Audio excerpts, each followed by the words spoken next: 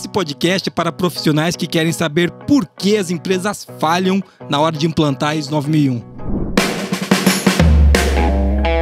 Está começando agora o QualiCast, o seu podcast sobre qualidade, excelência e gestão.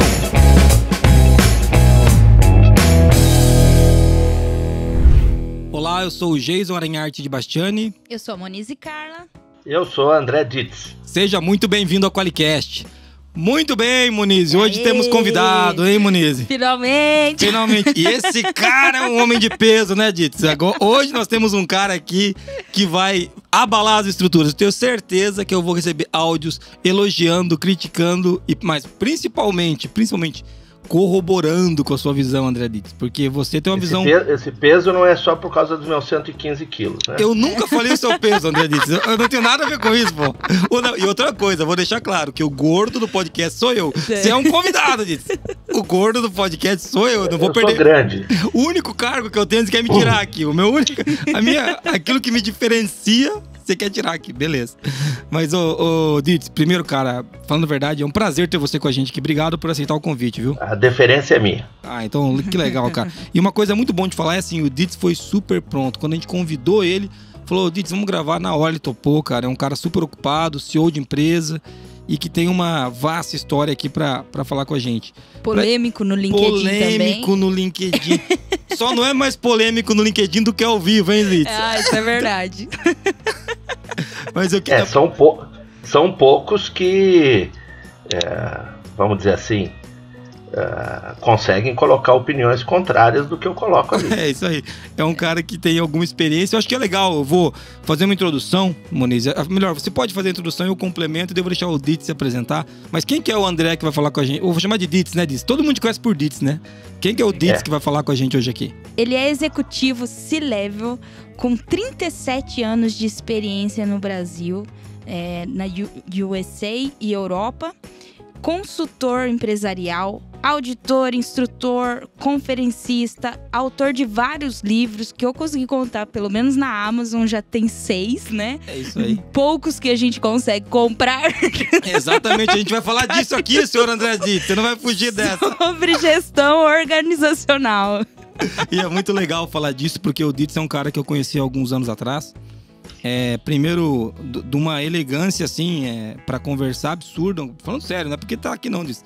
Mas muito contundente. E eu gosto de gente assim, porque pra me agradar já tem minha mãe. Então eu gosto quando o cara tem... Ele é polido, claro, mas muito, muito direto. E, Ditz, uma das coisas que eu queria comentar aqui é que você é um C-Level que é auditor, cara. Isso é muito legal. Cara. Isso é muito legal. O que você tem pra dizer, além disso tudo, que você fala inglês, espanhol, alemão, português e qual outra língua que você falou que você fala também? Eu trabalhei na Itália também e fiz muitos trabalhos em italiano. Não é uma língua que eu domino 100%, mas eu me viro bem em italiano também. Olha aí, então... Pelo menos eu entendo tudo, né? É isso aí. E Ditz, fala um pouquinho mais, além de... O que a gente pode falar da... Depois, no comecinho do tema, quando a gente for falar do porquê as empresas falham com a ISO 9001, eu vou pedir para você contar a tua história com a ISO. Mas resume pra gente, tem alguma coisa importante sobre você que a gente não falou aqui, além de ser auditor, instrutor, conferencista? Existe uma particularidade relacionada principalmente com a versão nova da ISO 9001, na versão 2015, que ela tratou o sistema de gestão da qualidade como um verdadeiro plano de negócio. E esse é um ambiente tipicamente da direção e principalmente de pessoas que dominam a administração de uma organização, conhece todos os seus meandros e para mim, vamos dizer assim, caiu como uma luva, principalmente esse início dessa nova norma de 2015, porque até então a norma ISO, vamos dizer assim, até a sua versão, antes dela chegar na versão 2000, era uma norma de garantia da qualidade num ambiente tipicamente industrial. Eu lembro, em algumas situações, que eu auditava empresas prestadoras de serviço, semelhante à vossa, por exemplo, uma empresa de software, e onde os documentos internos falavam em retrabalho, refugo, sucata, como disposições para não conformidades. Então você vê que o ambiente industrial continuava até na sua linguagem em empresas, por exemplo, de software ou prestadores de serviços, onde essa linguagem é totalmente inadequada, né? Você falar em refúgio para um software, né? São coisas assim que não dá para compreender. E as empresas continuavam usando aquilo e elas tinham muito medo de mudar a sua linguagem, porque elas entendiam que o auditor não ia compreender e já ia tascar-lhe uma não conformidade. Então você vê que o ambiente era um ambiente com medo dos auditores, e principalmente porque os auditores também, como eles vieram da área industrial, eles tinham dificuldade de auditar serviços. Então, quando não aparecia a palavra sucata, retrabalho, scrap, né?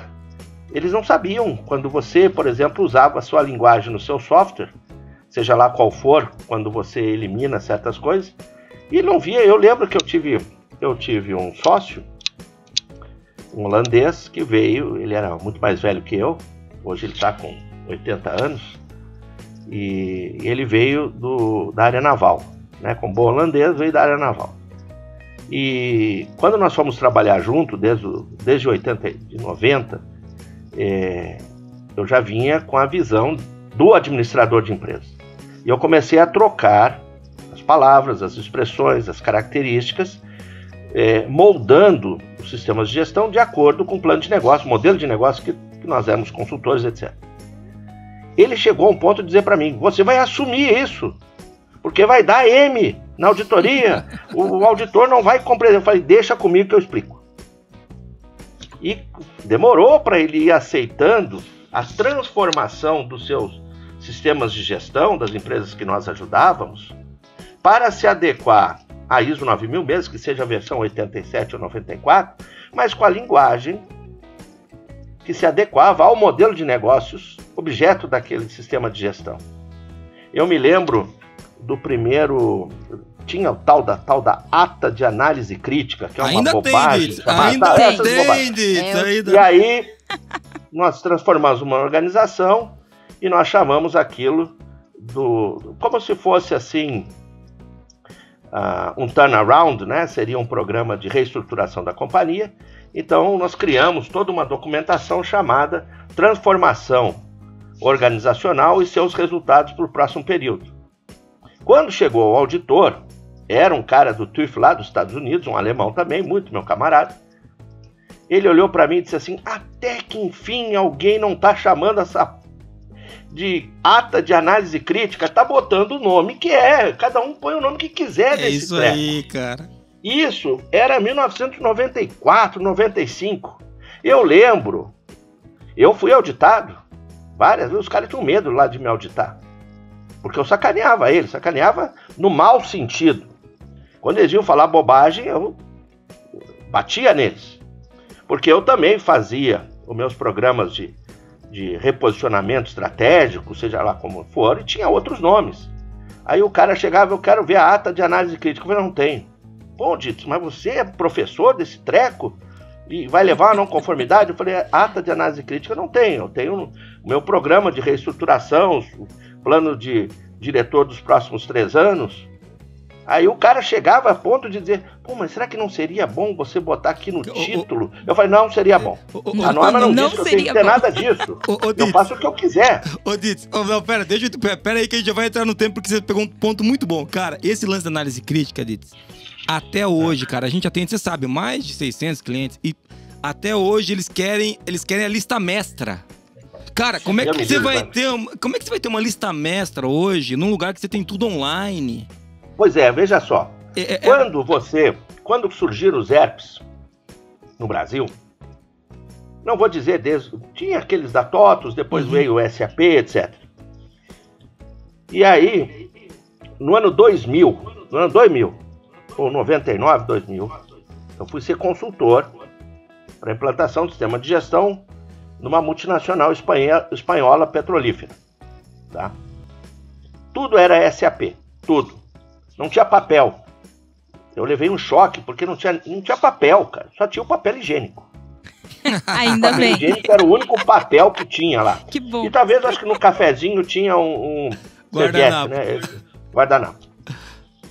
E tudo dentro do SAP. E aí tinha o tal dos procedimentos, que tinha lá naquela época, sei lá, 10 procedimentos e tal. Só que as telas, os programas onde as pessoas deveriam insertar dados, etc., já era o procedimento. É claro. Sim. E ele não conseguia fazer diferente. E o SAP, embora seja dos meus patrícios, você digitou uma vírgula errada, não sai a ordem de compra, não sai a nota, não gera nada. É quadrado. Isso aí. Então eu dizia o seguinte, esse procedimento aqui, ele já existe na tela, no programa de compra, no programa de expedição, no programa etc. Não vamos fazer nada, já existe aqui.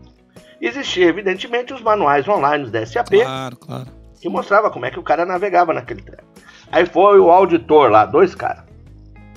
Aí eles vieram, me chamaram num canto, sabe? Eles me conheciam, eu era auditor da casa também. Pô, disse, como é que nós vamos fazer? Não tem procedimento? Tem. Aonde? Tá lá no SAP, cara. Ah, mas não tem um documento, a lista mestra, como é que é a versão? É a versão do SAP, caboclo. Não precisa. Mas ele quer um documento, me segura, eu preciso de um mas documento. Não tem. Aí olha o cara. O que eu vou escrever no meu relatório? Você vai dizer o seguinte, programa SAP, módulo almoxarifado XP3, revisão 27, não sei o que. É isso que você vai escrever lá. E outra coisa, né, Dito? Vocês vão chegar num acordo. Isso não é um problema seu, né? O que ele vai escrever no relatório dele. Não, porque eu não queria que o meu cliente ficasse vergonha alheia. Claro. Porque eu chamei, disse que era um organismo de certificação. Entendi. Então você foi dar uma força pro cara aí. Fera pra cacete. E eu tive que instruir até como é que ele fazia o relatório dele, cara. Cara, isso é muito duro. Ô, Ditz, mas a gente já deu uma boa largada aqui e você deu alguns spoilers do porquê as empresas já falham. Você deu alguns spoilers. E é muito legal porque aqui na ForLogic a gente não tem análise crítica, a gente tem análise mítica, que é quando todos os deuses aparecem pra discutir, né? A gente trouxe da mitologia. Então, quando a gente fala de esses termos, eu lembro que uma vez uma auditora falou assim, eu quero ver o planejamento estratégico de vocês. Eu falei, como? Você tem que vir aqui em janeiro, que é quando a gente faz. Falou, não, eu quero documentação. Eu falei, não tem documentação de planejamento estratégico. Ele falou, obrigado a ter. Eu falei, você pode pegar na norma pra mim onde que tá, que é obrigado a ter o documento?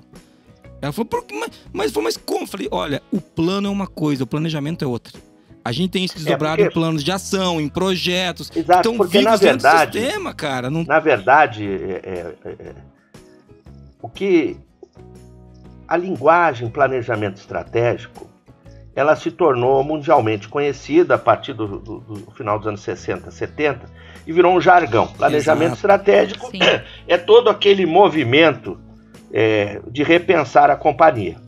Mas, na verdade, as decisões estratégicas, o direcionamento estratégico vem antes do planejamento estratégico. Exatamente. Porque, na verdade, o planejamento estratégico é como você implanta aqueles novos objetivos, é como você vai criar os seus planos de ação para as novas diretrizes.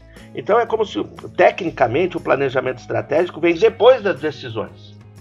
Mas virou um jargão popular. Isso aí. Todo esse movimento chama planejamento estratégico, né? Mas as decisões estratégicas são mais estratégicas que o planejamento estratégico. E elas precedem ele, né?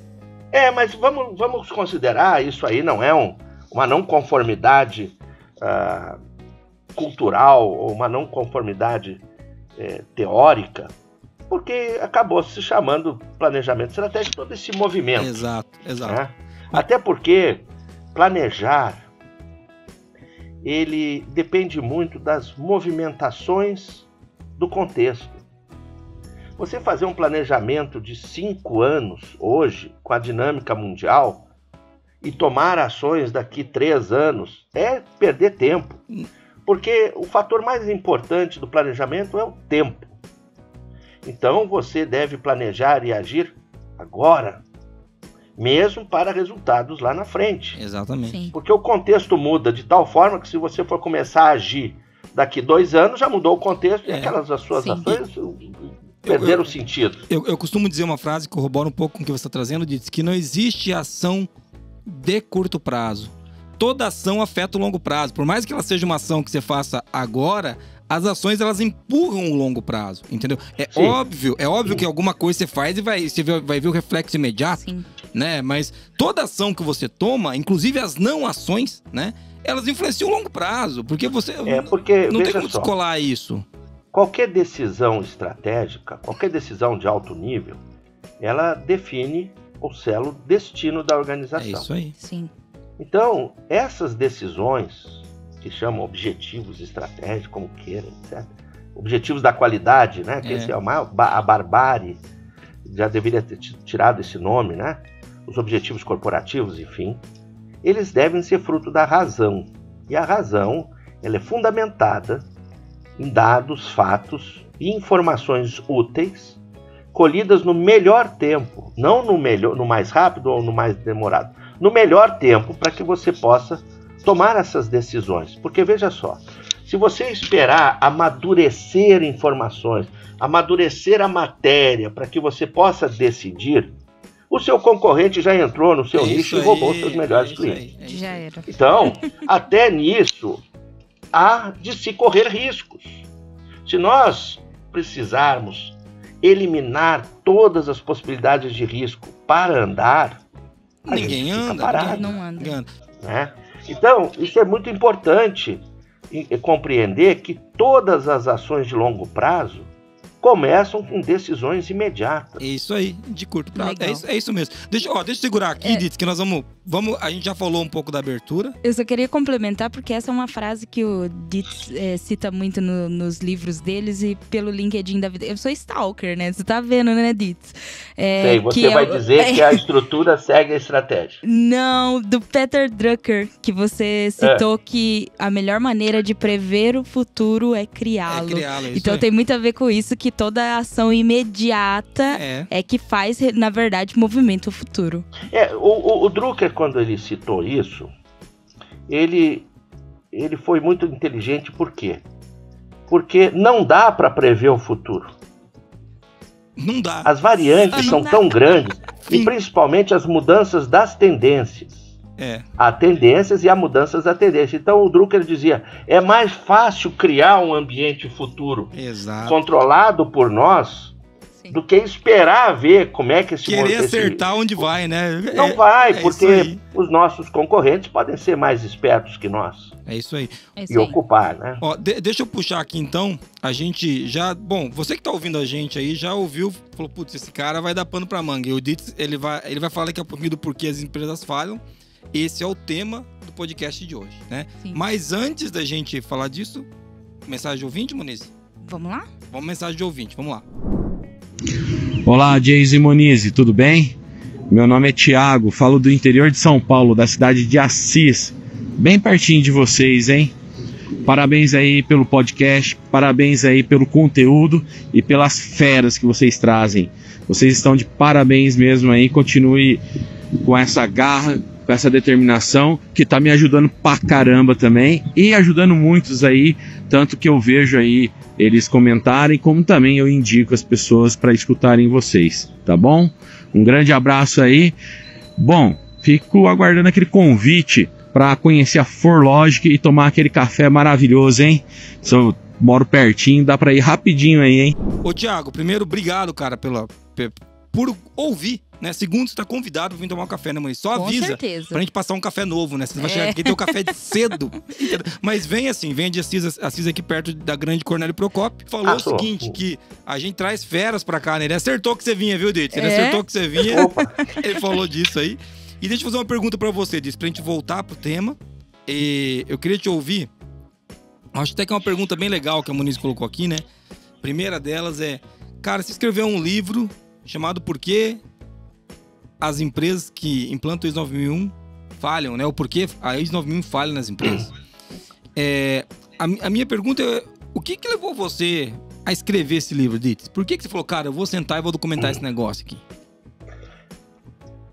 Você sabe que o ambiente externo, ele aguça a minha vontade de escrever, porque são tantos causos que eu recebo gratuitamente pela inconsistência de trabalhos, incompetência de ações, seja tanto interna das companhias quanto de auditores, fazendo absurdos, consultores, enfim, que eu resolvi fazer um alerta para as companhias explicar por que empresas ISO 9001 fracassam.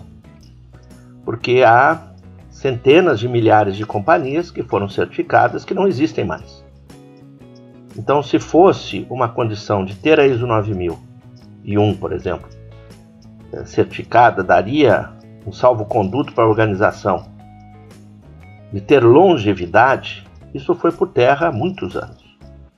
Então eu quis escrever e coloquei alguns elementos, colocando principalmente que certos kits ISO, programas prontos, É isso aí. que atendiam determinados requisitos da norma, eles atendiam o requisito do auditor ou do organismo de certificação de uma forma pífia, mas não permitia à empresa, ao ter aquela metodologia, dar a ela qualquer robustez em termos estratégicos do pensamento da gestão que pudesse auxiliá-la em qualquer coisa positiva.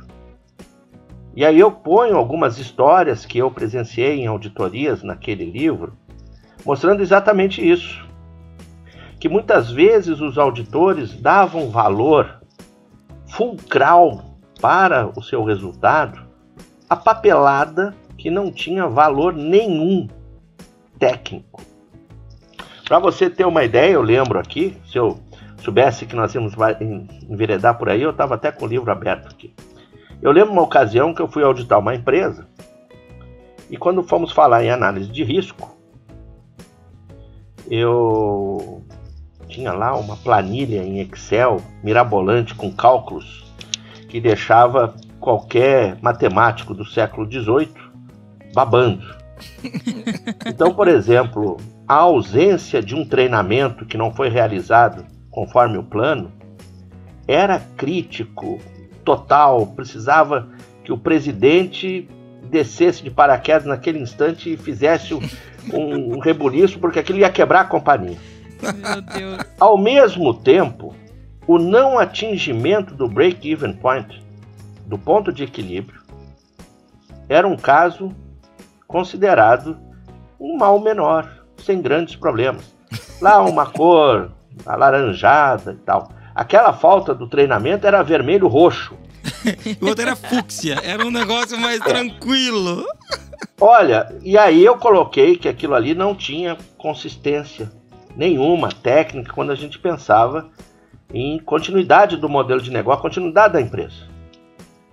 E o consultor disse que eu tinha que aceitar, porque era a metodologia, a base de cálculo que a empresa tinha feito, e seguir aquilo ali. Eu disse, eu não vou aceitar porque eu não aceito erro.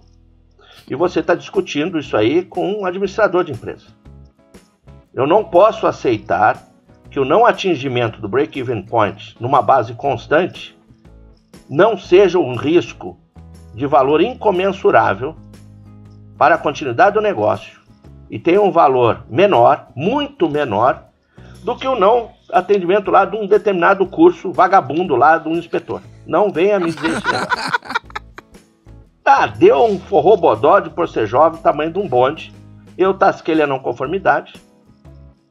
E o auditor que estava comigo disse, pô, você tem que aceitar que eles... Eu falei, não vou aceitar, é erro, cara.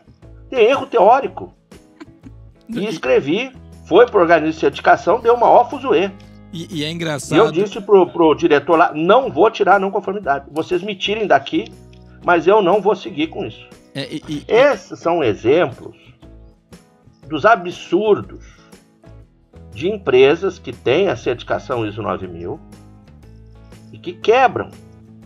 Eu disse o seguinte, quais são as ameaças que existem para a continuidade do seu sistema de gestão?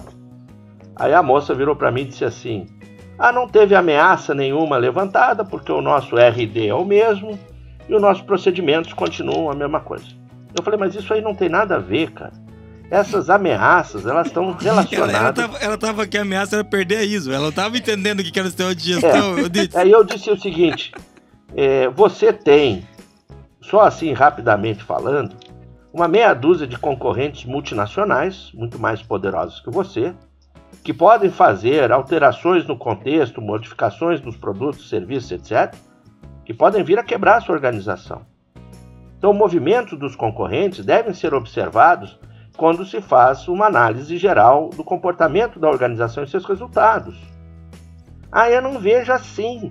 Eu botei isso, eu tenho que aceitar. Não vou aceitar porque isso aqui é um erro. Você não sabe o que você está escrevendo. Você não sabe o que é análise de risco. Você não sabe. Não é escrever no seu processo. Mas eu estou seguindo o meu procedimento. Você tem que aceitar. Eu não vou aceitar. Tem um erro técnico aqui. Você não sabe o que é isso. Foi pro organismo de certificação, deu uma maior fuzuê lá, cara. Ditz, você tem que aceitar, porque eles estão seguindo. Eu falei, por isso que as empresas quebram. Porque o organismo de certificação está interessado naquele contratinho lá com o caboclo. É isso aí que eu cheguei. Quanto menos problema der, mais continuidade a empresa terá com aquele organismo de certificação que não vai trocá-lo. A gente passa nesse treco. Mas, quando a organização analisa os riscos do negócio com esta base, não adianta um certificado na parede ali que não vai garantir a sobrevivência da companhia. Então esse é um elemento que eu digo que isso veio de auditores picaretas, consultores de Araque, que criaram suas ferramentazinhas, seus kits ISO, meramente para passar em auditoria. E os auditores fracos, para eles, a empresa fez isso, toma o número do procedimento, planilha número tal, tá lá na lista mestra, criou uns negocinhos aqui, se deu vermelho, criou um RNC, passou, lindo, maravilhoso. E eu vejo os auditores, muitas vezes lá no LinkedIn, dizendo, acabei de auditar uma empresa, que todos os colaboradores são gente boa, cara fera pra cacete. Aí eu olho lá na... tava ótimo, né? Aí eu olho a fotografia do cara lá e vejo as pessoas que estão com ele ali. Você percebe pela idade, pela característica, que não tem ninguém da alta direção ali. Ali é aqueles grupos que criaram a tal da área da qualidade, a área da gestão da qualidade, que são um rabo, vamos dizer assim, um rabo de gorila. Gorila não tem rabo, então criou um rabo ali para isso. Apêndices desprovidos de qualquer senso técnico ou estratégico, que se autoproclamam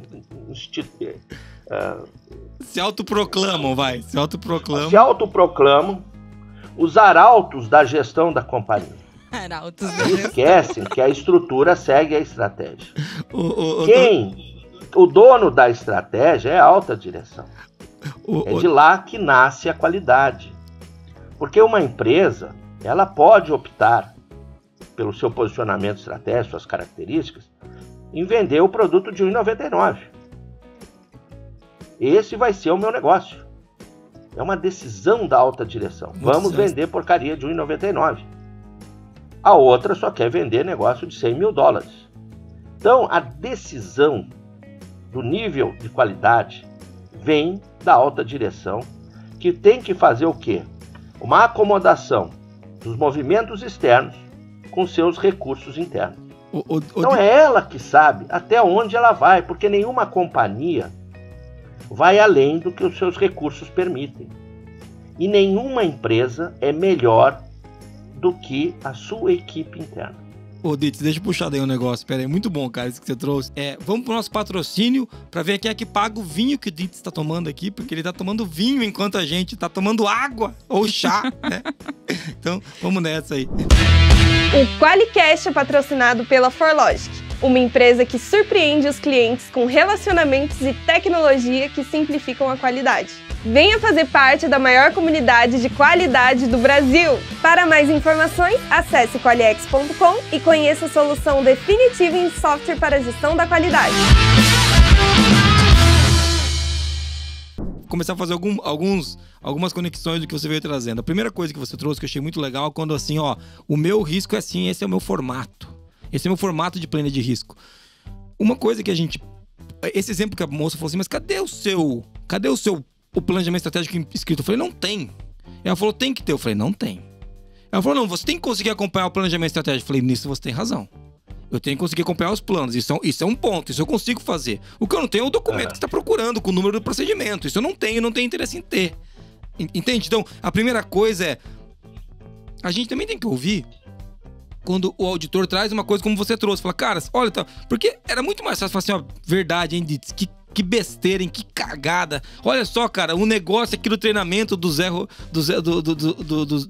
Orelha aqui é mais importante em risco do que a sustentabilidade do meu negócio. Poxa, tem razão, cara, ó. Anota uma NC, nós vamos corrigir isso aqui e pronto, é resolvido. Vamos pra frente, né? Aprendemos alguma coisa. Não é mais legal? Não é mais legal quando o cara aprende alguma coisa? Esse é o primeiro ponto que eu queria destacar, que faz muito sentido e que eu concordo com você. Nas auditorias, 99% dos auditores, quando o cliente fala assim, esse é o meu método, eu escolhi que o treinamento do Zé Ruela é mais importante do que a sustentabilidade do negócio, 99% dos auditores falam assim, não tem nada na norma contra isso. Então, porque ele se abraça na norma e não entende veja a expertise de negócio, né? Vamos colocar uma coisa aqui bem clara. A norma ISO 9001, versão 2015, não apresenta o requisito de nenhuma ferramenta. Uhum. Não há nenhuma ferramenta pré-estabelecida e mandatória dentro do sistema de gestão. Exato. A única coisa que se aproxima de uma ferramenta é o capítulo de auditorias internas, que pode ser entendido como uma ferramenta. Mas ela apresenta lá na nota dizendo que a norma 19.001 de 19.011 pode ser utilizada como um modelo para a realização das auditorias. Como nota não é mandatório em termos de auditoria de certificação, a empresa pode fazer as suas auditorias internas da forma que ela bem entender. Pode fazer da forma que ela bem entender, documentá-la da forma que ela bem entender. Isso é ponto pacífico, está na norma. Se houvesse assim, as empresas devem fazer auditorias internas e seguir a norma 19.011. Aí muda a figura, porque existe uma série de requisitos internos que deveriam ser implementados, porque à luz da norma 19.011. Não estando isso, a empresa faz do jeito que ela quiser. Só que os cursos de auditores, eles preparam a maioria dos auditores externos que vão fazer auditoria para os organismos de certificação para auditar como se fosse um organismo de certificação. E ele quer que as empresas façam auditorias internas da mesma forma, com o mesmo rigor, documentação, etc., como se a CEGECRE fosse lá auditar os resultados da sua auditoria interna. Então, baseado nisso, nós podemos dizer claramente, e sem medo de errar, que as empresas são livres para criar a metodologia, as ferramentas que melhor couberem dentro dos seus recursos. E cabe aos auditores não irem às empresas com uma pré-formatação, tanto de procedimentos, formulários, métodos, etc., como eles fazem. Então, quando ele vai auditar o capítulo 4.1, por exemplo, contexto organizacional, o cara chega, queria ver sua matriz SWOT. Vai se catar, cara, e se eu não fizer a SWOT? A SWOT é uma ferramenta que eu posso usar ou não posso usar. Posso usar tantos outros tipos de ferramenta. Então, o que o auditor tem que fazer?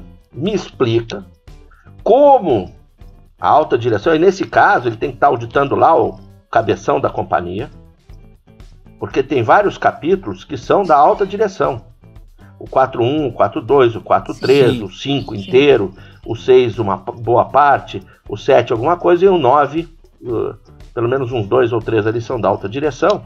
E a alta direção, na maioria das vezes, ela tem um bate-papo rápido numa reunião de abertura, onde o auditor toma um cafezinho com o cara, pede vênia para trafegar pelos corredores da organização. Hoje nem faz mais isso, fica aqui fazendo auditoria remota ou fica lá na sala de reunião com o computador aberto, com seus e-mails abertos, de repente aparece um negocinho melhor para ele do que aquela auditoria.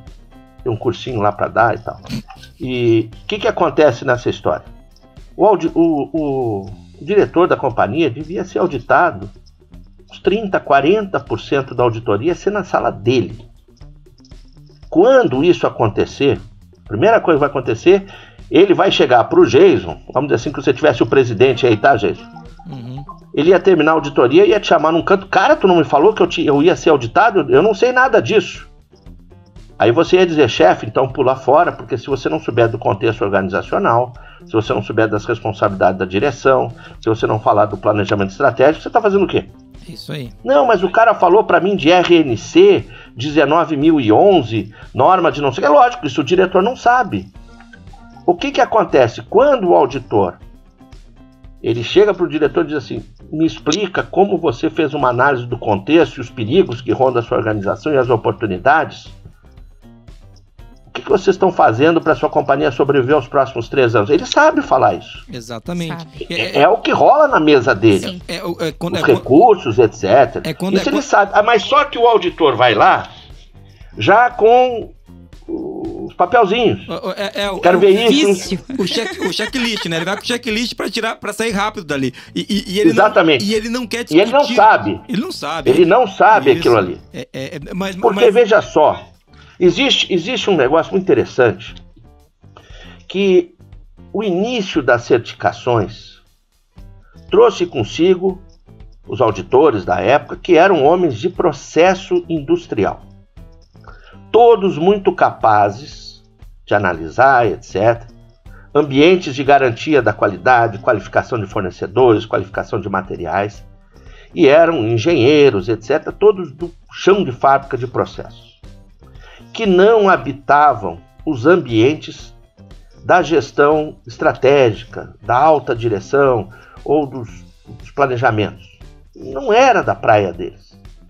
E isso é tanto verdade, como eu te falei desse outro colega que trabalhou comigo muitos anos, quando nós íamos implantar os sistemas de gestão na organização, organizar as empresas, ele dizia, Dits, você cuida dessa parte que é o teu negócio. Eu não entendo nada disso.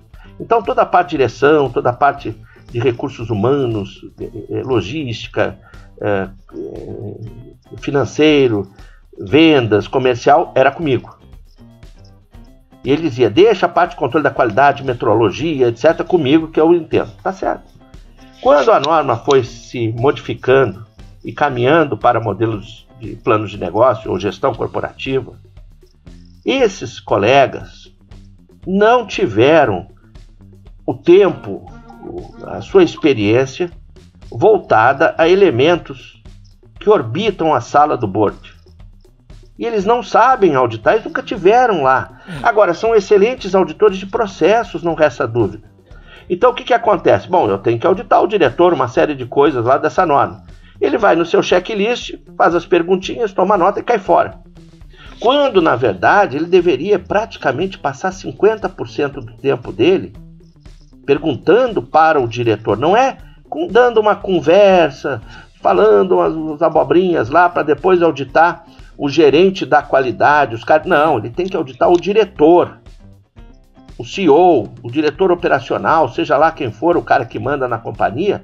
Esses capítulos são dele. E aí é que está esse problema dessa dicotomia da criação de áreas específicas da qualidade para cuidar disso. Esses caras, dessas áreas, é para cuidar do certificado na parede. E isto não é suficiente para salvar a companhia. Então, se esses sistemas de gestão fossem chamados sistema de gestão corporativo, sistema de gestão da empresa A, B ou C, cairia por terra essa palavra qualidade e nós eliminaríamos essas áreas ditas da qualidade e só permaneceriam as áreas ditas da qualidade naquilo que concerne a qualidade do produto, como o controle da qualidade de inspeção durante o processo, engenharia, essa parte do desenvolvimento. Aí sim, pode permanecer, não há problema nenhum. A verdade, né, Dits, é que não dá para dissociar, eu tenho falado isso há algum tempo já, a qualidade da estratégia. Elas deveriam, né? Elas estão juntas, né? Elas estão no começo desde 2000, a qualidade é uma decisão estratégica. Quando você trouxe o exemplo, falou, o cara quer produzir bugiganga de R$1,99, outro quer contrato de $100.000, né? É legal entender que a qualidade, ela tem muito a ver com a adequação ao uso lá na ponta. O cara que quer pagar por R$1,99 não quer o produto de $100.000 mesmo. Não adianta oferecer. Olha, existe um livro chamado A Riqueza na Base da Pirâmide. É de um indiano, é professor de Harvard, e ele diz o seguinte, que há 2 bilhões de miseráveis no planeta. E se você conseguir criar um produto que chegue a esses 2 bilhões de miseráveis, você conseguiu 2 bilhões de clientes. Boa, é um bom ponto, Sim. né? Sim. Tá? Foco no cliente. Riqueza na base da pirâmide. Então você vê que se você tiver produtos que possam ser Exatamente. compatíveis Exatamente. com uma parcela da população paupérrima, você vai vender para eles. Você não pode chegar lá na Índia, naquelas bases paupérrimas que existem, e querer oferecer um relógio Patek Philippe de 18 mil euros. Concorda? Não tem mercado para aquela base Isso. que não tem recursos. Mas você pode ter produtos que possam ser comprados por eles. Exatamente. Então você vê que até o 1,99 ele encontra o seu mercado. Ou seja, E faz com que empresas sobrevivam. Ou seja, Ditz, esse produto do 1,99 ele tem a qualidade de atender aquele cliente. Aquele cliente específico, ele não tem a qualidade Na de verdade, produto ou serviço. ele não, vamos tirar a palavra qualidade. Isso, mas- Eu vou até fazer um desafio para você, Não fica de nervoso, você Ditz. fazer um dia aí. Você tem que chamar, sabe quem? Chama o homem nuclear. E vocês vão falar 1 hora sobre sistema de gestão ISO 9000 de aba 4, mas sem usar a palavra qualidade. Aquele que usar a palavra qualidade ganha um demérito. Igual lá no negócio de Hogwarts, lá do Harry Potter. Sim. Então o cara ganhou menos 50 pontos e tal. O cara que falar qualidade, Mas- você pede pro teu menino aí do barulho aí da música, fala, pá, o cara falou qualidade e ganha menos um crédito. Esse é um bom papo, hein, cara? Porque Pede pro Rogério Meira, Isso. chama o Rogério Meira, Ó. diz assim, Rogério Ditz fez um desafio aqui para nós falarmos sobre ISO 9000 e tal, é aquele que falar para a qualidade ganha um demérito. E no final vamos ver quem é que perdeu. Aí o que eu quero dizer? Quando você fala, o meu produto tem qualidade. Não, na verdade, a minha oferta, ela foi em encontro ao padrão de consumo. Se a minha oferta for em encontro ao padrão de consumo, haverá compra. Se ela for perfeito. Se ela for de encontro, Perfeito. se ela for de encontro, quer dizer, o que eu oferto não é o que o mercado quer, eu não vou vender. Ditz, E aí é que tá o negócio. Deixa eu te falar uma coisa. O meu relógio Patek Philippe de 17 mil euros tem qualidade ou não tem qualidade? Tem, você comprou, não comprou? tem. Não, um exemplo. Tem, Não claro. podemos dizer que não é um objeto de altíssimo valor tecnológico, de beleza, etc. Mas, como padrão de oferta para o público errado, Ele não tem. não vai haver a compra. Mas é exatamente esse o ponto. Se você pegar a Sim. definição da 9000, não da 9001, de qualidade, ela tá falando exatamente De isso que você necessidade disse. e expectativa do cliente. Expectativa do cliente. Cliente, depois você pegar quem quer, é o cara que paga. Então é isso, cara. Quando a gente fala de qualidade. Na verdade, é o cara que decide a Isso, compra. é isso aí. Isso. É É isso aí. o Porque cliente quem que paga deve pode ser ser. ouvido. Pode, porque o Mas, então, se nós quisermos aproximar a direção disto, temos que eliminar essa expressão, a qualidade. Isso eu concordo contigo. É porque quanto mais Temos- qualitei você falar com o cara, menos ele entende. Perfeito. Pois é. Isso é E verdade. tudo deve nascer da sala da direção. Porque, na verdade, nenhum elemento da cadeia de valor de uma organização pode ser desconsiderado. Porque uma empresa ela só ganha dinamismo pela interconectividade dos seus processos e os seus benefícios mútuos, criando anéis de ouro inigualáveis e inimitáveis pela concorrência. E quando esses benefícios da interconectividade dos seus processos, que geram esse dinamismo, beneficia os processos do cliente ou o cliente terminal, cria-se esses anéis novamente inimitáveis pela concorrência. E tudo isto vem das decisões estratégicas que devem unir o ambiente externo da organização com a sua capacidade de responder internamente a esses desafios que, quando os seus recursos internos se alinham aos desejos do mercado, Esses recursos são chamados de fortalezas. E aí gera-se oportunidades de negócio. Quando as decisões estratégicas e os seus recursos internos se desalinham das necessidades do mercado, eles se transformam em fraquezas, permitindo o distanciamento do cliente e a aproximação do concorrente, onde a gente chama isso de ameaças.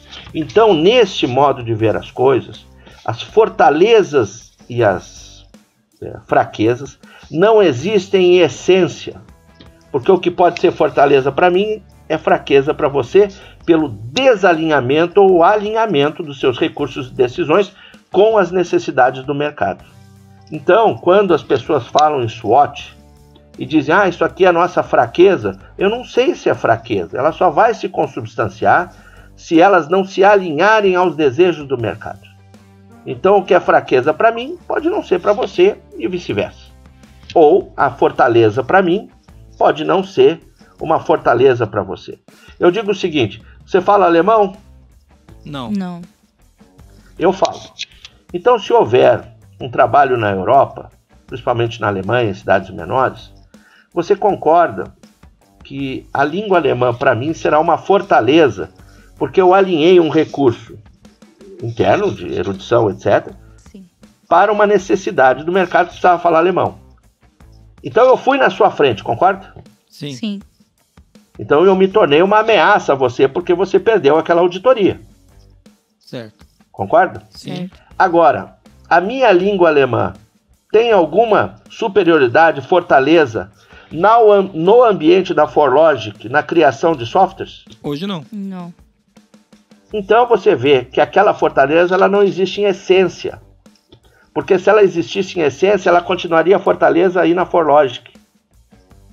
Então o fato de eu falar alemão para o desenvolvimento de um software da ForLogic não tem importância nenhuma. Então essa fortaleza para mim, ela não existe em essência. Ela só se materializa quando há uma necessidade mercadológica e alinhou esse recurso com aquela necessidade. Legal. Muito legal, Deide. Assim serve como fortaleza ou fraqueza. Uhum.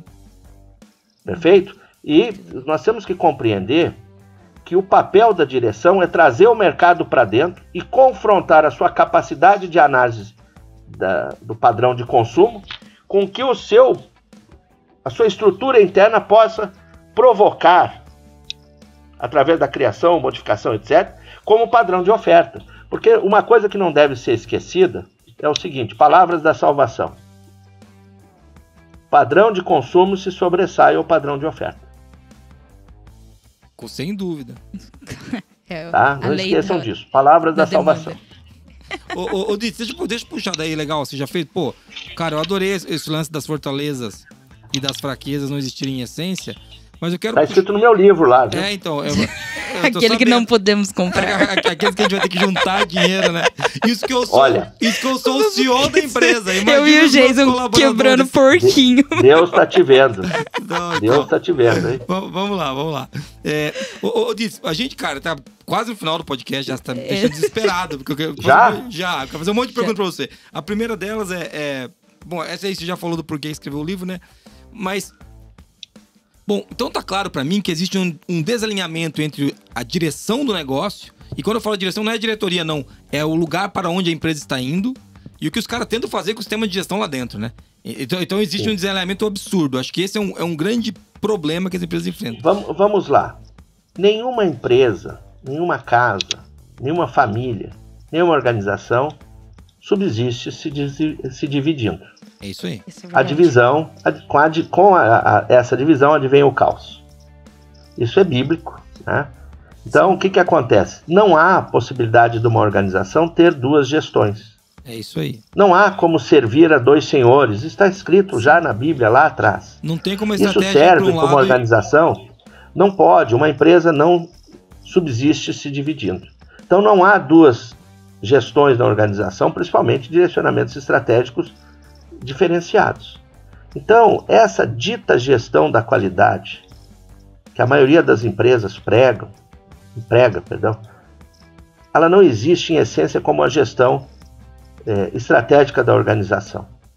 ela é a gestão do Departamento de Garantia da Qualidade, criada para ser babá dos outros departamentos ou para juntar documentos para mostrar para o auditor de certificação. Como objeto estratégico, principalmente que habita a sala do board, ela não tem valor nenhum estratégico. Nenhum. Talvez ela sirva meramente para contentar os ânimos das pessoas que estão envolvidas nisso, para talvez ganhar algum prêmio, etc. Mas para a sobrevivência da organização, como um plano de negócio ou seu próprio modelo, digo para você sem medo nenhum de que ela tem pouco valor. O Ditz, então... Ganhou o certificado. Então... mas isso aí fez a gente vender para a empresa A, B ou C. Não, mas momentaneamente. Momentaneamente, sim. Mas a longo prazo, isso não vai perpetuar, porque ela se distancia da própria realidade da companhia. Então, o que você está querendo dizer, aquilo que a gente prega aqui, que eu acho que é isso, que para a pessoa que está ouvindo a gente, é que o cara, vamos lá, se você tem uma pessoa que está te apoiando na qualidade, esse cara tem que estar ombro a ombro com a direção. Ele pode ser braços da direção, pode estar apoiado no diretor, quando não, a direção está se envolvendo diretamente no sistema de gestão, que eu acho que é o ideal. É isso? Não, veja só. Se houver claramente a participação da alta direção, fluindo as suas decisões. Isso, é isso aí. Baseadas, evidentemente, no suporte que a sua equipe lhe dá. Claro. Perfeito? Tudo isso vão ser tratados como as suas decisões estratégicas para um próximo período, certo? Perfeito. Sim. Nesse momento, tem que ser criado os seus planos de ação.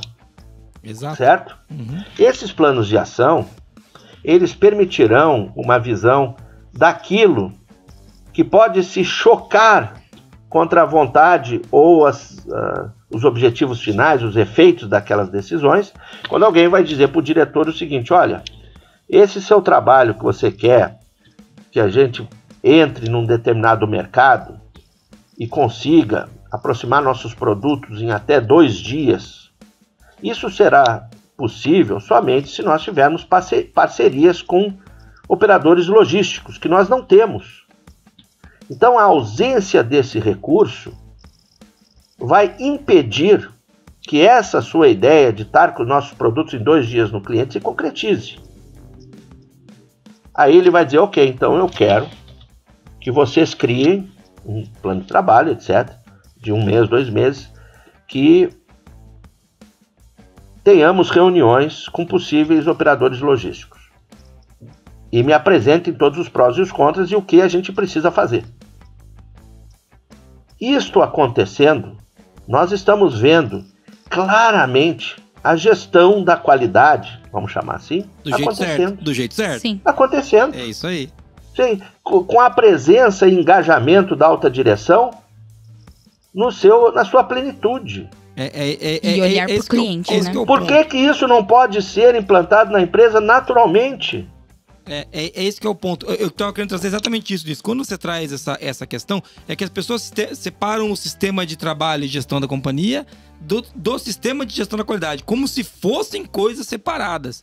E eles não o são. Porque nós temos 2 momentos na organização que se complementam, são interdependentes, que é a gestão estratégica e a gestão operacional. É isso aí. Um vive para o outro, mas a gestão da alta estratégica, ela é mais estratégica do que a gestão operacional. Sim.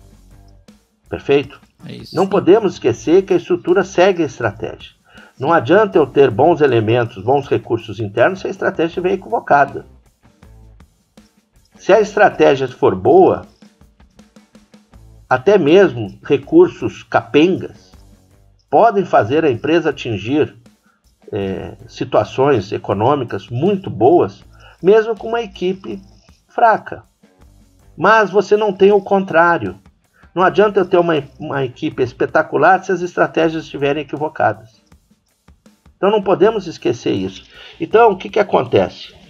Se nós eliminarmos esse qualitês, essa questão de sistemas de gestão operacionais, e começarmos imediatamente como desdobramento da análise do mercado, da análise dos seus recursos, e a criação dos seus objetivos estratégicos, seu direcionamento para a companhia, nós já temos plenamente um sistema de gestão funcionando. As pessoas já estão lá, boas ou ruins, fracas ou muito capazes, elas já existem na companhia. E aí você tem que buscar a eliminação do microgerenciamento, que muitas vezes amarra as pessoas através de procedimentos mundanos. Você tem que passar o direcionamento para essas pessoas e deixar elas agirem. Se você tem as pessoas corretas, você não precisa de babá.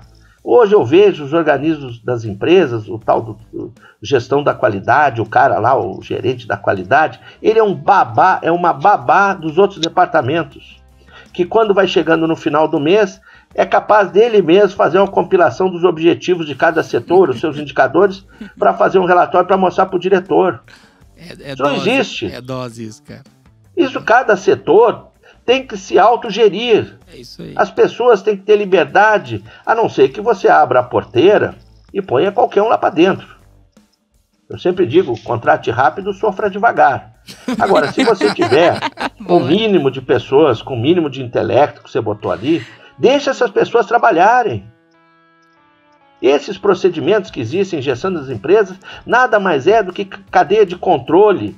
Parece lá coisa de jardim de infância. Eu, quando era criancinha, minha mãe dizia, vai escovar os dentes, vai pentear o cabelo, vai... Aquilo era uma catequese, porque a criança não tem discernimento para saber as consequências de não escovar os dentes, pode ser entrada de doenças, etc. Então aquilo tinha que ser catequese. Você tem que fazer isso com os profissionais que você contrata para botar dentro da organização. Você passa direcionamentos, faz, evidentemente, um determinado acompanhamento e tem que deixar as pessoas trabalharem. Então o sistema de gestão, ele tem que ser livre, tirar essas coisas, essas mordaças, esses essas correntes que estão prendendo os funcionários. E para isso as empresas têm o quê? Um tal do sistema de gestão que nada mais é que um grupo de babá correndo atrás deles. E você O diretor não quer saber disso, cara. Olha só, hoje eu fiz um negócio no LinkedIn falando principalmente sobre essa desunião do sistema de gestão com a alta direção. E eu respondi, porque me perguntaram isso, por que estava acontecendo, e eu respondi com duas perguntas. Que é o seguinte, tem um grupo na empresa que todos os dias chega e diz assim, quanto vendeu? E tem um outro que diz assim, qual foi os BO que teve na produção? Você acha, eu como CEO da organização, que eu quero saber dos BO de máquina? Eu quero saber quanto vendeu. Qual foi o mercado que nós adquirimos, quais foram os clientes que nós perdemos, quais foram os clientes que nós ganhamos. É lógico que tem pessoas dentro da organização preocupadas com as máquinas, não pode parar, etc. Dentro da minha organização nós só temos uma reunião por semana. Ela dura 1 hora. Tá? É a reunião de produção e venda, onde é analisado todos os pedidos que chegaram na semana anterior, os novos negócios, o que está sendo produzido, quais são os principais problemas que podem acontecer e já a programação de entregas, etc. Ali se define algumas prioridades, acabou. Não tem mais reunião na minha companhia. Quando se precisa, se conversa com as pessoas, se tira as ideias, se é a gestão pura acontecendo. Não tem o tal de qualidade no meio. A qualidade está lá, os caras estão fazendo as medições, estão fazendo tudo direitinho, procurando ter o mínimo de reclamações possíveis. Quando há algum tipo de reclamação, nós vamos procurar entender o que motivou isso e fazer alguma coisa para que isso nunca mais aconteça. Os processos têm que ser mudados. Alguma coisa, alguém levou uma bola nas costas. Muito legal. Tá, eu tô lá. Aí se você vai me perguntar, você na sua empresa tem o departamento da qualidade? Não. Tem alguém que cuida disso? Olha, para não dizer que tem uma ou outra pessoa, eu tenho uma pessoa que cuida de alguma coisa de documentação que fica nas máquinas, etc., né? Porque tem ambiente muito insalubre ali para ficar computadores, etc., e que faz um meio de campo, principalmente nas nossas certificações de produto, que é um meio de campo com organismo de certificação para marcar as datas das auditorias deles, a remessa de amostras para laboratório, etc. E tem um sistema que vai tratar das reclamações, etc. Mas não existe nada centralizado. Se você perguntar, puxa, tua empresa tem sistema de gestão e eu não consigo ver os modelos tradicionais do departamento. Não tem. Muito legal. Ele flui em todas as áreas. Lá da minha sala da alta direção até o seu Chico da faxina. Muito Aí legal. você diz, você está engajado? Lógico, isso é o meu dia a dia. É isso que eu faço, né? Agora, se houvesse um sistema de gestão para inglês ver, eu não ia querer saber. Eu só quero saber de venda, de lucratividade, de novos negócios. aí, Não quero saber daquele isso aí. treco. E outra coisa, Ditz, o sistema de gestão tem que empurrar as vendas, tem que empurrar os negócios. Ele não tá aqui para frear nada. Isso é outro ponto que eu acho absurdo. Isso é o dinamismo da própria organização e a Exatamente. interconectividade dos seus diversos Exatamente. processos que abraçam a cadeia de valor. Só isso. Exatamente. Só Cara, isso. Ditz, muito legal. Cara, a gente vai ter que... Toca o sino, eu vou ter que fazer outro podcast com o Ditz.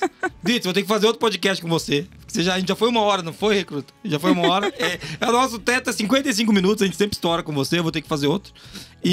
Você reparou que eu usei algumas vezes a palavra qualidade só para mostrar no contexto Sim. a sua inadequação. Tá? Eu te digo que lá na nossa companhia, essa palavra é pouco usada, cara. Pouco usada. Hoje, a gente que trabalha com tecnologia para qualidade, excelência e gestão, a gente usa o termo qualidade para o jeito de ser encontrado, entendeu, Ditz? Que se eu não escrever isso lá, ninguém me acha. Né? A gente discute muito isso aqui. A gente vai ter uma coisa que eu queria dizer para você, eu não sei como é que você usa, mas eu meto o pau em muitos desses softwares, claro. Porque ele é vendido como software de gestão. Não. Não existe software de gestão. Não é o nosso caso. Existe software para gestão. Exatamente. A gente fala que é software para qualidade. É o software para gestão. Isso. Porque a gestão, ela é feita por gente. Multiplicada internamente. Porque, veja só, a menor célula de uma organização chama equipe. Essa é a menor célula de uma organização, chama equipe. Tá? E essa multiplicidade de ações das múltiplas equipes fazem com que a empresa se desenvolva todos os dias e caminhe. Sim. Às vezes tem os seus tropeções. Quando a gente utiliza um software para nos ajudar, seja um ERP ou um software para controle de documentos, calibração, etc., é um software para ajudar na administração da companhia. É isso aí. Ele não é um software da gestão. A gestão quem faz são as pessoas. É isso aí, são as pessoas. Perfeito. Porque não adianta eu ter informações em tempo real, ter um dashboard, etc., se eu não souber o que fazer com essas informações. Porque o seu sistema da ForLogic, por mais brilhante que seja, jamais responderá por si só a seguinte pergunta: qual o nosso próximo passo? É isso aí. Perfeito. Nem se tiver. Por isso que eu digo que o software, ele é para a gestão, para a gestão, e não um software de gestão. Muito bom. E é um ato falho. Não vamos dizer que as empresas que escrevem isso são picaretas, pelo amor de Deus, tá? Mas é o caso mesmo de um erro de linguagem, né? De colocação. E quando você traz isso, que a gestão é feita por pessoas, né? E a gente tem tecnologia para isso, eu concordo muito com você quando você fala da palavra qualidade. Eu acho que... E eu também acho que o problema não é a palavra, não. O problema é como a gente entende a palavra. Porque podia chamar abóbora, podia chamar o que quisesse, entendeu? O que os caras... Você pode mudar pra gestão o nome, os caras vão estragar a gestão. Chama de Aladim. Aladim, pode chamar o que quiser. Vai dar problema, porque os caras estão querendo fazer o quê? Estão querendo achar uma bala de prata pra resolver um problema que dá trabalho. Né? Pra todo problema complexo tem uma solução bem simples e errada. Então os caras estão tentando fazer isso, sabe? Veja só, faça um podcast lá com o Rogério de 1 hora e quem falar a palavra qualidade ganha um demérito. Toca o sino, hein? Você vai ver como é difícil. Sim. Porque isso já está... Olha, eu conheço o Rogério desde 94, eu acho. Acho que desde 94. Uhum. Tá? E a gente já vinha antes de coisas da qualidade, tal como chamava.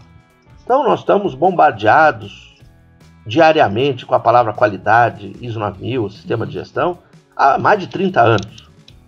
Então é lógico que é difícil, aquilo já está na linguagem da gente. Sim. Então, quanto mais você eliminar essa palavra, talvez mais você vai aproximar realmente o diretor desse balaio todo. Quando eu escuto o pessoal dizer assim, o que eu faço para o diretor se engajar? Caraca, se o diretor não estiver engajado com a sua própria empresa, se mata, cara. Não, é isso aí. Sai daí. Sai daí, porque vai sobrar pra você.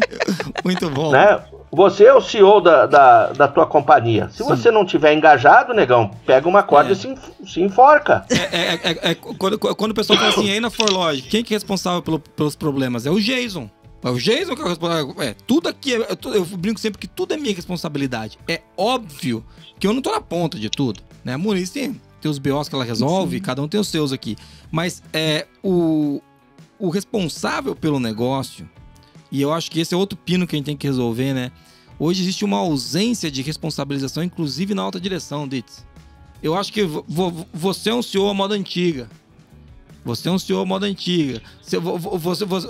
Você, cara, ainda é uma das exceções. A gente tem encontrado... Hoje existe uma crise de de accountability, entendeu? Existe uma crise, não tem ninguém que é responsável por nada, entendeu? Então, quando você traz essa discussão que se o cara não tá engajado... Porque, veja, se o cara não tá engajado no negócio dele, no incremento da gestão, na melhoria contínua do negócio dele, ele vai estar engajado no quê? Não faz nenhum. E mata, negão. Entendeu? Não, mas é que eu achei que isso era coisa da qualidade. Vende o bagulho. Vende, exatamente. Vai fazer outra coisa, né? Vai fazer outra coisa. Vira garagista, né? Vende. Mas é por isso, gente, que muitas empresas caíram. Eu tô para escrever um artigo, eu tava pensando até em escrever um livro sobre esse negócio. Que é mais ou menos o seguinte: se você não mudar, você vai quebrar. Porque nós ainda temos no Brasil uma certa tendência a não deixar o gringo entrar aqui de vez. A hora que abrir a porteira, Porque se ele entrar, quebra 90% das empresas. Isso é com esse pensamento tacanho, quebram. Quebra mesmo, é isso aí. Bom, então você tem uma certa reserva de mercado enrustida. Quebra. Maquiada, mas tem. Porque quebra. Ô Ditz, deixa a gente... Eu quero ir pro encerramento, né? Vamos pro encerramento. Vou pedir pra Muniz fazer o resumo. Não, pelo amor de Deus. Não tem Muniz, como resumir isso. O resumo do podcast Ditz. O Ditz deu uma aula, pronto. Ouve de novo aí, mano. Mas ô Ditz, eu queria pedir o seguinte, cara, antes da gente encerrar, né? Queria agradecer. Primeiro, você que tá ouvindo a gente, pode ouvir no Spotify, pode ouvir no Deezer, no Apple Podcast, onde você quiser, você escuta a gente. Você pode ouvir, inclusive, no YouTube pra ver o penteado do Ditz. Vale, porque ele tem cabelo. O cara tá mais velho que eu, ele tem mais cabelo do que eu. É difícil pra mim, sabe? Nem nisso eu ganhei no Ditz.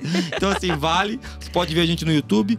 Se você quiser mandar pra gente áudio, Muniz, pra concorrer e ganhar aqueles stickers que o nosso ouvinte ganhou, manda pra onde? 43 998220077. Ou acessa qualicast.com.br ou manda um e-mail para contato@qualicast.com.br também. Eu queria agradecer, Ditz, você por estar aqui, cara, por ceder uma hora. Pô, cara, é muito legal falar contigo. Por mim, sério mesmo, a gente tinha que fazer um podcast de 24 horas, porque tem assunto que não acaba mais, cara. É impressionante. Então eu queria agradecer. Como é que as pessoas te encontram, Ditz? André Ditz no LinkedIn, ou como mais fazem para te encontrar? Vai pelo LinkedIn. Mais fácil, né? Ele é polêmico lá. Siga ele, é divertido. Vale divertido. É André, como se escreve André mesmo, DYTZ. Ditz. Isso. Facinho de escrever, difícil de ganhar, né? Porque o bicho briga lá no LinkedIn, é muito divertido. E Muniz, obrigado por estar aqui também. Siga a Muniz no LinkedIn também, @MunizCarla, Jason, JasonAB. Ditz, mais uma vez, cara, é bom ter você com a gente aqui. Para fechar, Muniz, eu queria usar uma frase inspiradora aqui, que é o seguinte: as fortalezas e as fraquezas não existem em essência. Depende dos recursos internos, quando alinhados com as necessidades mercadológicas. André Ditz, essa é sua, né, Ditz? É isso, né, cara? Muito bom. Muito obrigado a você que está ouvindo a gente. Um abraço, valeu. Até mais. Eu que agradeço pela possibilidade aqui de participar. Valeu, tchau.